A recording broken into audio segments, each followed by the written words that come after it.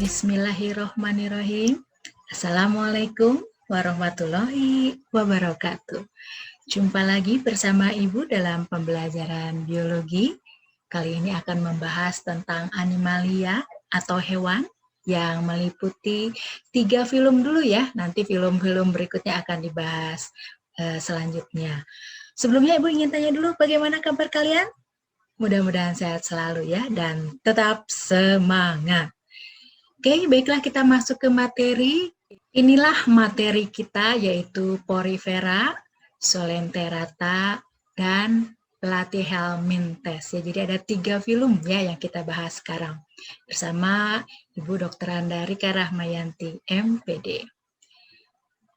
Ini ada kompetensi dasar seperti biasa ya, Ibu sebutkan di sini 3.9 menerapkan prinsip klasifikasi untuk menggolongkan hewan ke dalam filum berdasarkan bentuk tubuh, simetri tubuh, rongga tubuh, dan reproduksi.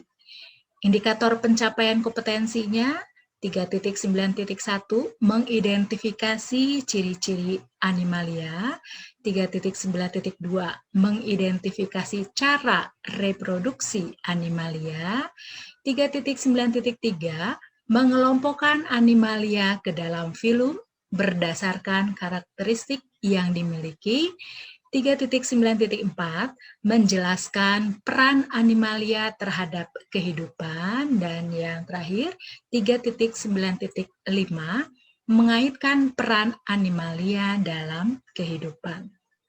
Kita lihat film yang pertama yaitu Porifera. Porifera berasal dari kata poros, artinya lubang kecil, dan fere artinya membawa. Sehingga porifera artinya hewan yang membawa atau memiliki lubang-lubang yang kecil pada tubuhnya, ya. Porifera merupakan metazoa yang bersel banyak yang pertama. Jadi hewan multiseluler yang pertama, ya. Adapun ciri-ciri yang dimiliki oleh porifera yaitu sebagai berikut. Yang pertama, tubuh bersel banyak dan memiliki sifat radial simetris ya. Jadi multiseluler dan radial simetris itu dibagi lebih dari satu bagian akan sama besar simetri gitu karena bentuknya misalnya melingkar begitu ya. Kemudian yang kedua, tubuhnya berlubang atau berpori. Nah, ini yang menjadi ciri khas sehingga namanya porifera gitu ya. Nomor 3, hidup di air, melekatkan diri pada suatu dasar. Jadi di bagian dasar melekatkan dirinya ya. Kemudian nomor 4, morfologi tubuh pada umumnya menyerupai tumbuhan. Jadi orang salah mengira ya, dikira itu tumbuhan, padahal sebetulnya adalah hewan ya. Yang nomor 5, ekskresi atau pengeluaran ya, dan respirasi atau pernafasan dilakukan dengan cara difusi oleh seluruh permukaan tubuhnya. Jadi difusi itu perpindahan zat dari konsentrasi tinggi ke konsentrasi yang rendah ya. Kemudian ciri yang lain yaitu sebagai pelindung ada pinakosit ya, yaitu sel yang berbentuk pipi dan berdinding tebal. Nanti Ibu perlihatkan ya gambarnya ya. Kemudian ciri yang ketujuh, rangkanya ada yang dari spikula dan spongin. Jadi kalau spikula itu agak keras, kalau spongin itu agak lebih halus begitu ya, atau lebih lembut. Kemudian transportasi makanan dan oksigen digerakkan oleh sel-sel amubosit.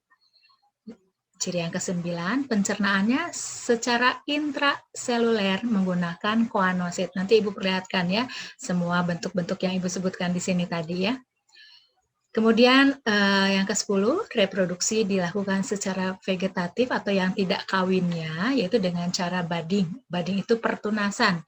Dan gemule. Gemule adalah tunas internal hewan yang berkembang biak dengan cara gemule akan melepaskan massa sel dari tubuh mereka. Jadi melepaskan sebagian massa sel dari tubuhnya, itu yang gemule ya. Sedangkan reproduksi secara generatif dengan cara konjugasi. Konjugasi itu perkawinan antara individu yang belum jelas gitu nampak jenis kelamin jantan dan betinanya. Jadi hanya diberi tanda positif dan negatif saja begitu ya, yang memberikan positif, yang menerima negatif ya. Nah, sekarang kita lihat struktur tubuh dari porifera, seperti ini bentuknya ya. Nanti jika ada air masuk, ini melalui ostium namanya ya, atau pori di dalam porifera itu ya. Di sini air kemungkinan masuk beserta ada makanan di dalamnya gitu ya, akan ditangkap oleh sel yang berada di lapisan bagian dalam, yang bentuknya seperti ini. Kalau kita perbesar ya, ini namanya koanosit gitu ya. Sedangkan pelindung dari tubuhnya itu disebut pinakosit ya.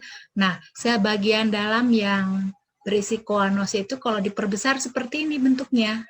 Nah, ini ada flagellum di sini ya, untuk menangkap makanan yang masuk ke dalam tubuhnya, kemudian nanti dicerna. Setelah makanan dicerna, akan diedarkan oleh amubosit ke seluruh tubuh dari porifera. Nanti sisanya, sisa pencernaan makanannya itu akan dibuang ya melalui ini oskulum namanya yang keluar itu. Jadi di sini ada spongosul, kemudian keluar melalui oskulum, begitu ya. Nah, di sini juga pada porifera terdapat rangka yang berupa spikula ya. Nah, spikula ini nanti kita lihat pada slide berikutnya bentuknya bermacam-macam ya. Nah, sekarang spikulanya, rangkanya begitu ya. Rangkanya itu ada yang bentuknya seperti ini, tetrason ya. Kemudian ada yang monakson seperti ini. Ini yang banyak poliakson ya, segi banyak, yang segi 6 heksason atau triakson ya. Kemudian ada benang spongin. Nah, ini yang berupa halus itu ya. Kalau ini spikula yang tajam. Yang ini yang halusnya seperti ini. Nah, sekarang klasifikasi porifera. Yang pertama calcarea ya. Dari kapur nih, spikulanya tersusun atas zat kapur karbonat atau CaCO3 kalsium karbonat ya. Hidup di air dangkal dan koanositnya besar ya. Contohnya kelatrina. Nah, seperti ini bentuknya ya. Nah, ini. Kemudian yang kedua yaitu hexactinellida, ujungnya ada 6 ya. Spikulanya dari zat kersik atau silika, hidup di laut dalam. Ini contohnya Euplectella sp ya. Seperti ini bentuknya. Kemudian yang ketiga atau yang C ya, yaitu Demospongia, spons yang tebal ya. Umumnya tidak berangka karena tersusun dari serabut spongin yang halus itu ya, memiliki saluran air rumit seperti spons. Contohnya Euspongia mollissima ya. Ini contoh dari spons itu ya. Kita lihat sekarang peranan dari porifera. Nah, ada yang menguntungkan di sini ya, beberapa jenis porifera seperti spongia dan hipospongia dapat digunakan sebagai spons mandi ya, agar kulit kita lebih bersih. Jadi digosok pakai spongia ini sehingga kotoran yang menempel di kulit kemungkinan gitu ya, jadi bisa lebih bersih lagi. Kemudian sebagai penyusun biodiversitas atau keanekaragaman hayati dalam lingkungan. Nah, ada yang merugikan, yaitu di sini merugikan bagi peternak karang dan tiram karena melubangi dan merusak kulit kerang. Nah, ini contoh gambar dari spongia yang spons untuk mandi itu, ya. Sekarang kita lihat film yang kedua, yang seperti ini kalian mungkin sering lihat ya di film-film itu ya. Nah, ini dari film Solenterata. Solenterata berasal dari bahasa Yunani dari kata solos ya, artinya rongga, dan enteron artinya usus. Jadi kalau porifera itu kan tadi pori lubang kecil, kalau Solenterata itu ada rongga besar yang memanjang gitu ya, seperti usus gitu ya, sehingga disebutnya Solenterata. Nah, cirinya kita lihat mempunyai rongga usus atau rongga gastrovaskuler namanya ya. Kemudian memiliki tentakel dan penyengat yang disebut nematokis. Nanti Ibu perlihatkan ya gambarnya seperti apa. Kemudian yang ketiga, hidup dalam air laut. Beberapa ada yang hidup di air tawar. Yang keempat, tubuh berbentuk simetris radial. Tadi sudah Ibu jelaskan ya, arti dari simetris radial itu kalau dibagi lebih dari 2 bagian gitu ya, akan sama besar bagiannya karena bentuknya yang melingkar atau bulat begitu ya. Dan terdiri atas 2 lapisan yaitu diploblastik, yaitu ektoderm dan endoderm. 2 lapisan itu ya, ekto bagian luar, endo bagian dalam. Bentuk tubuh Solenterata ada 2 macam, yaitu polip berbentuk tabung dan medusa berbentuk payung. Nah, biasanya polip itu menempel pada bagian dasar ya, sedangkan yang medusa itu yang melayang-layang seperti ubur-ubur itu bisa berenang ke sana kemari begitu ya. Nah, reproduksinya ada yang secara aseksual, yaitu dengan pembentukan tunas pada polip ya, dan yang seksual pembentukan gamet pada medusa. Jadi gamet itu sel kelamin begitu ya. Nah, ini Ibu perlihatkan ya contoh dari Solenterata seperti ini ya, yang ubur-ubur itu ya yang sering kalian lihat di film-film mungkin ya. Ini ada tentakelnya gitu yang menjulur seperti ini ya, tentakel. Nah, di dalam tentakel ini ada semacam knidobas atau knidosit namanya ya.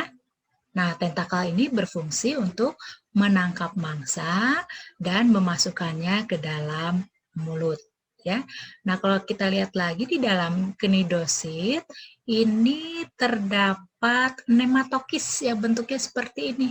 Nah, nematokis ini berfungsi sebagai penyengat gitu ya, yang mengeluarkan semacam racun begitu ya. Jadi hati-hati sekali kalau kalian misalnya main di pantai atau di laut begitu ya, kalau menginjak ini ubur-ubur ya, nah itu dia akan menyengat menggunakan nematokisnya, nanti mungkin kulit kita akan terasa gatal-gatal atau panas begitu ya.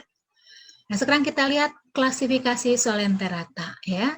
Ada yang pertama yaitu hidrozoa, hewan air, bentuk tubuhnya selalu polip, jadi menempel ya, terdiri dari hidra, hidup di air tawar, dan hemafrodit. Hemafrodit itu dalam satu tubuh terdapat 2 jenis kelamin ya, jadi ada jantan dan betina.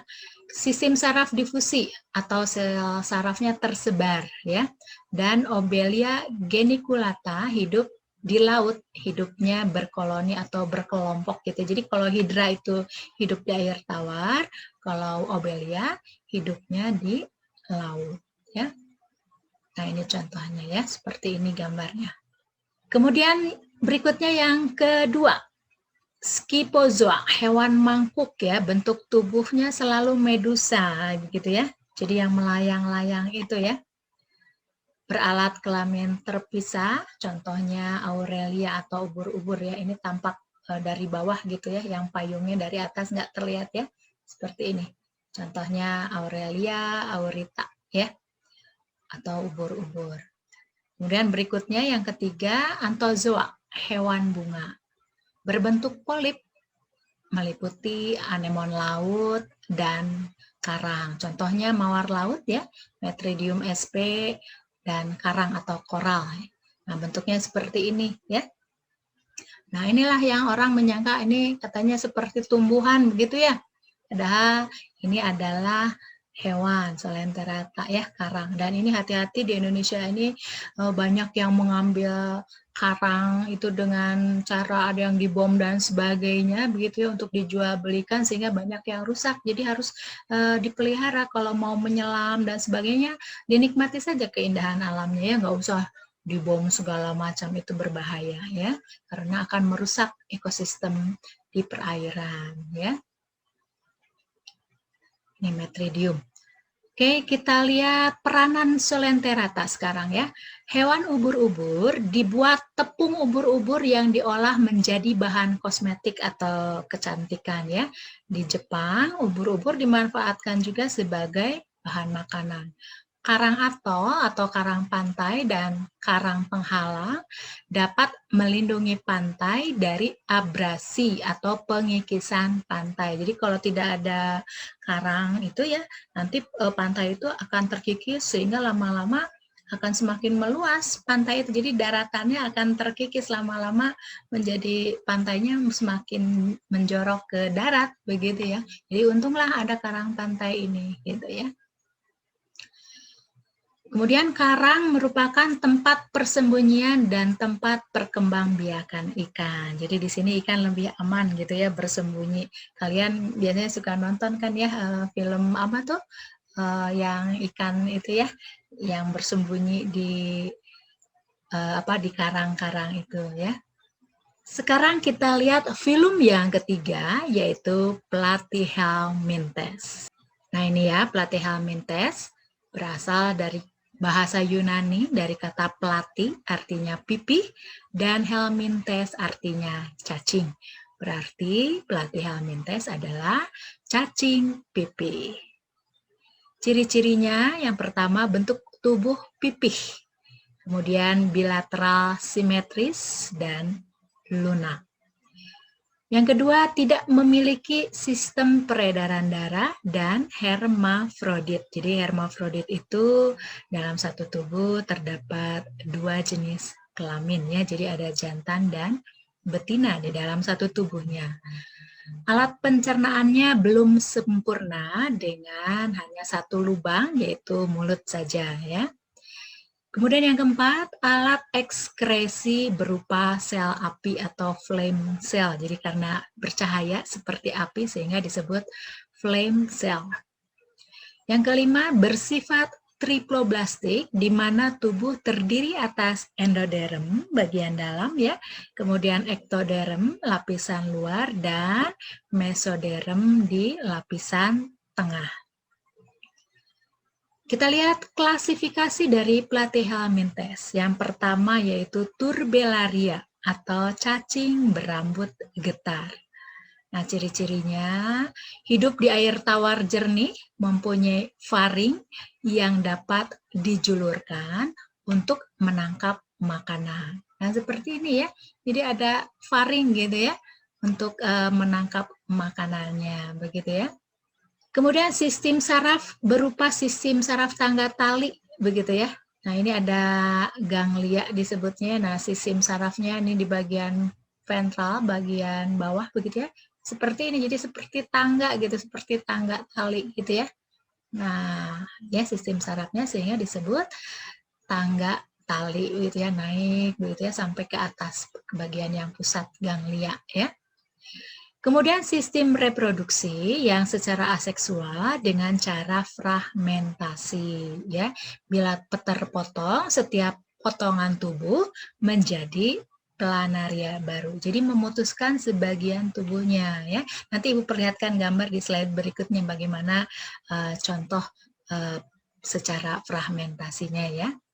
Kemudian yang seksual yaitu dengan pembuahan silang ya. Kemudian sistem gerak dengan silia atau rambut getar ya, atau juga bisa menggunakan otot di bawah epidermis. Kemudian memiliki daya regenerasi yang tinggi, jadi perkembangbiakannya bisa tinggi sekali gitu ya. Nah kita lihat bagaimana sih yang regenerasinya yang tinggi ya, kita lihat pada slide berikutnya ya. Ini contohnya pada planaria ya. Nah ini reproduksi pada planaria. Nah, planaria itu ciri khasnya bentuk kepalanya segitiga gitu ya, dan ada bintik mata ya. Nah, ini yang A, kita lihat kalau yang terpotong alami tadi fragmentasi ya, memotong sebagian tubuhnya, ini terpotong dua seperti ini gitu ya.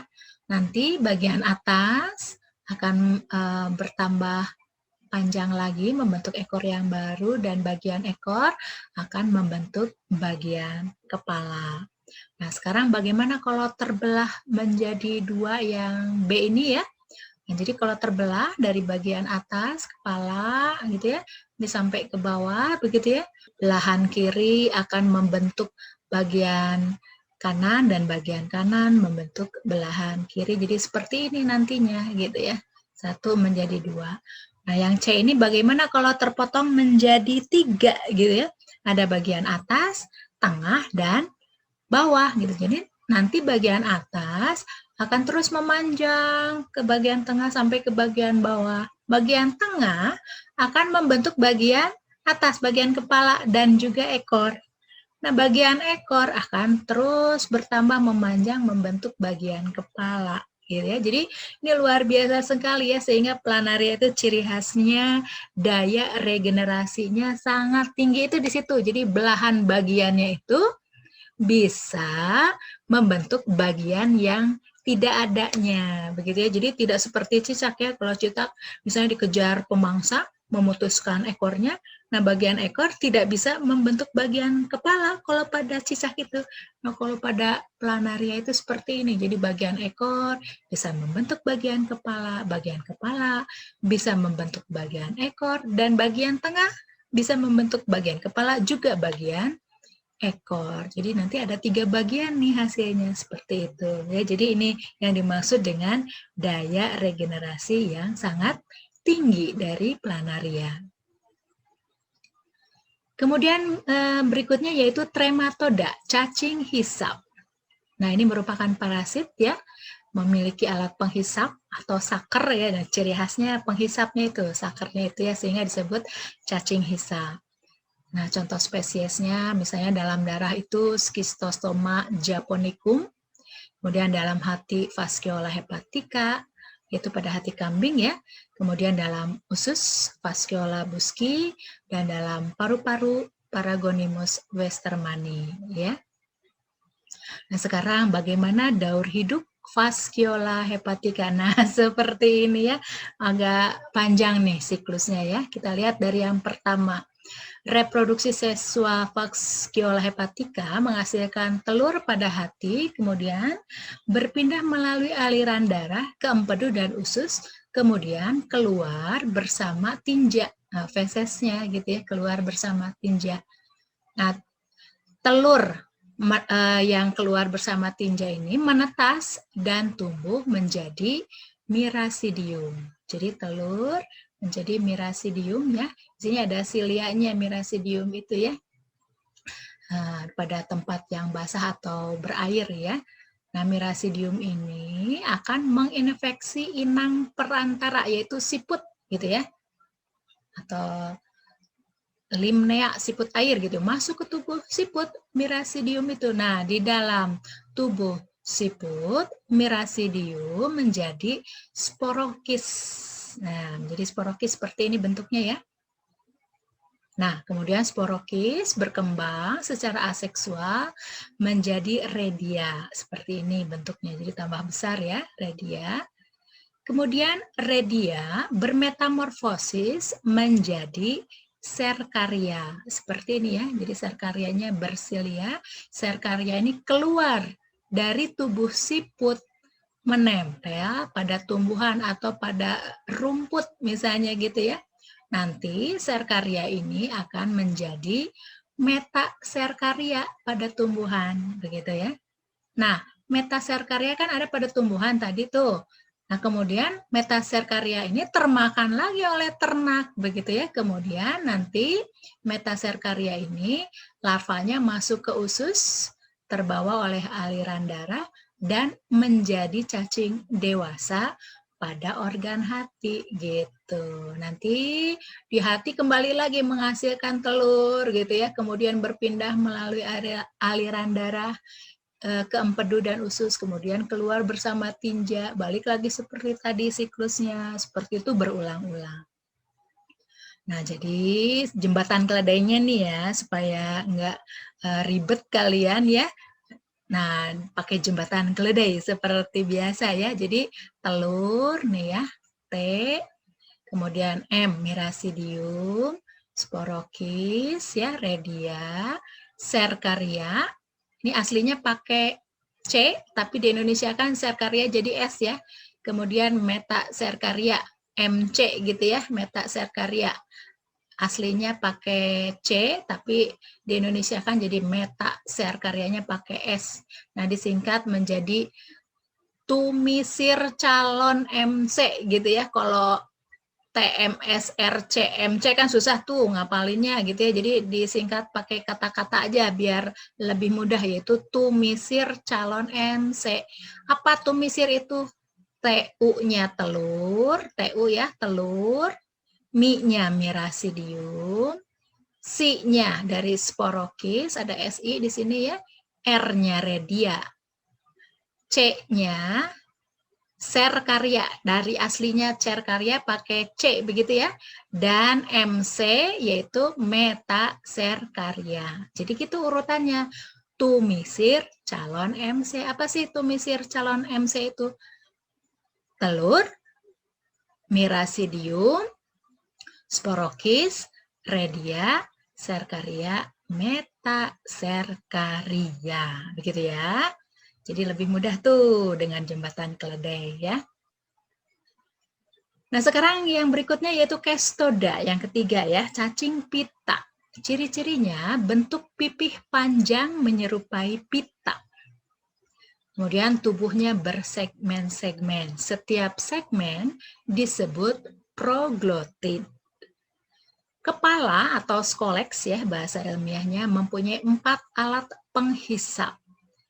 Kemudian tidak memiliki mulut dan alat pencernaan. Penyerapan makanan oleh seluruh permukaan tubuh. Contohnya Taenia solium, cacing pita babi, dan Taenia saginata, cacing pita sapi. Nah, ini suka ada yang kebolak-balik mana yang cacing pita babi dan cacing pita sapi. Kita lihat triknya gini nih, kalau Ibu nih, cacing pitanya kan sama ya Taenia, hanya kalau pada babi apa, pada sapi apa. Nah, kita lihat di sini Taenia saginata, oh sapi. Jadi Taenia saginata pada cacing pita sapi, sedangkan yang solium tinggal sebelahnya ya, apa satunya lagi yaitu cacing pita pada babi. Nah, kita lihat apa sih bedanya cacing pita pada babi dengan cacing pita pada sapi seperti ini. Nah, ini yang cacing pita pada babi, Taenia solium, dan ini cacing pita pada sapi, Taenia saginata.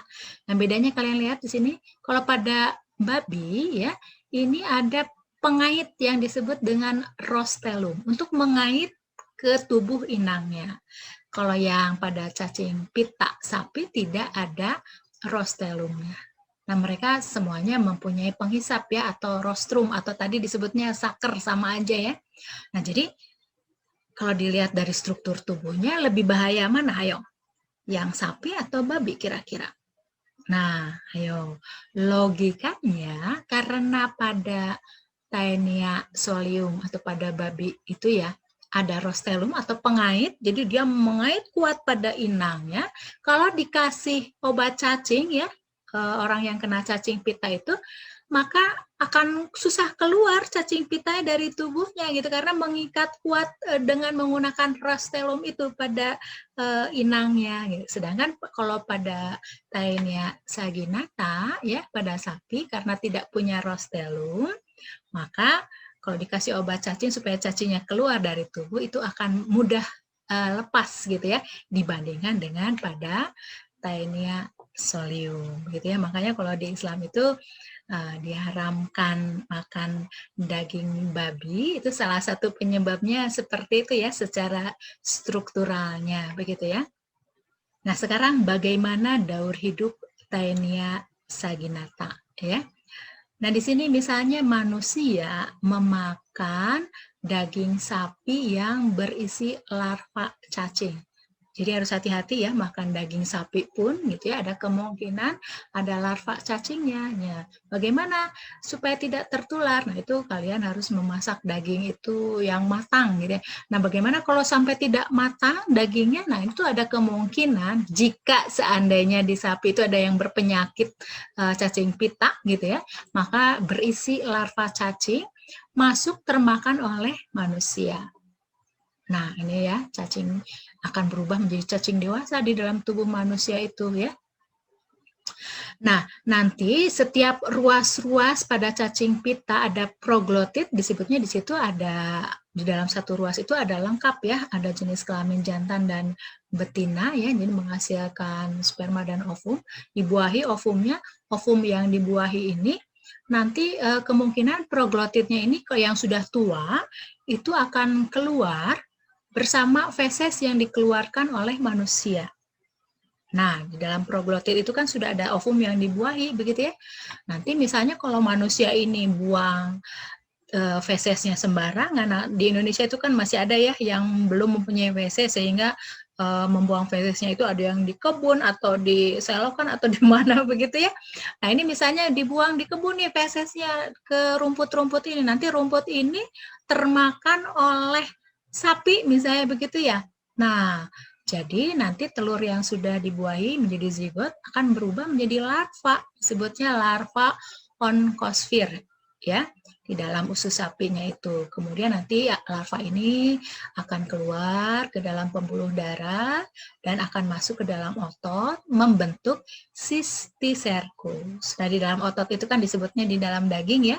Nanti cysticercus akan berubah menjadi larva cacing. Kembali lagi ke larva cacing ini yang ada di dalam daging termakan oleh manusia karena tadi kurang matang memasak dagingnya, nah akan kembali lagi seperti tadi berulang-ulang seperti itu ya.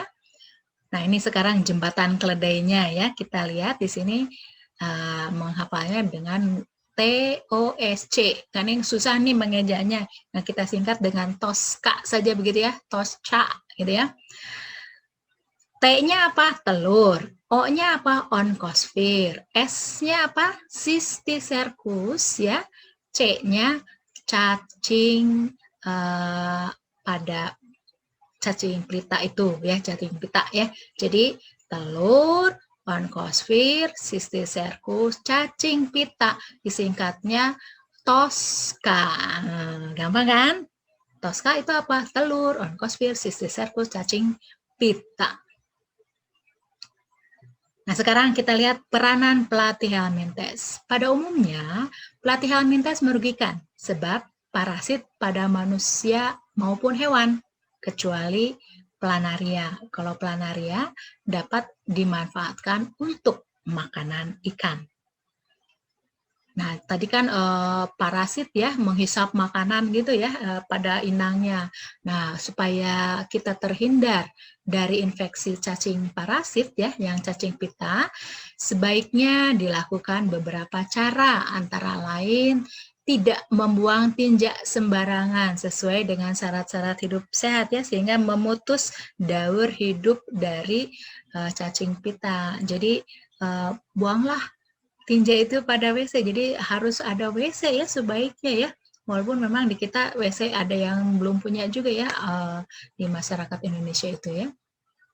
Kemudian tidak memakan daging mentah atau setengah matang. Jadi masak daging sampai matang supaya tadi larvanya mati gitu ya. Tapi usahakan kita beli dagingnya yang sehat gitu ya, yang tidak ada cacingnya atau tidak ada larvanya di dalam daging tersebut gitu ya. Nah, itu peranan Platyhelminthes. Jadi di sini peranannya kebanyakannya merugikan ya, yang menguntungkan hanya planaria. Nah, di sini juga sudah disebutkan ya, agar terhindar dari infeksi cacing pita harus seperti apa ya. Karena tadi Platyhelminthes itu merugikan ya.